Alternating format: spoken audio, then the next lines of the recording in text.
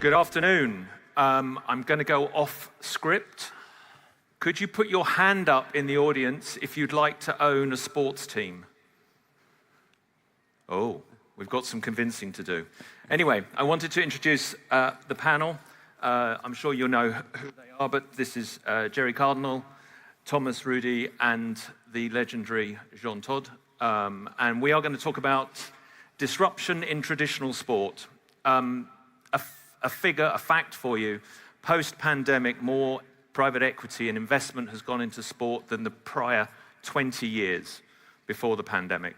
So there's obviously something going on in this space, and sport is attracting a wide range of investors from around the world for various different reasons. So we're going to dive straight in. Gerry, who is, I think, speaks his mind. Why sport? You're an investor in sport. Why sport? Why now?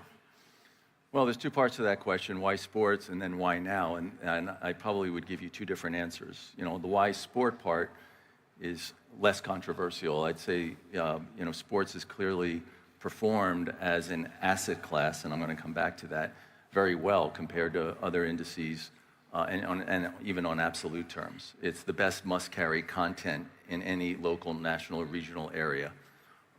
And I've had a very successful 30-year career monetizing this form of intellectual property. It was resilient through COVID.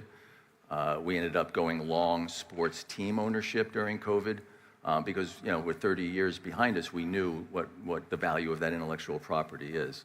And the great thing about it is it's incredibly resilient. So as technology continues to disintermediate the consumption of this intellectual property, there's a resiliency with sports that will always have it be a premium.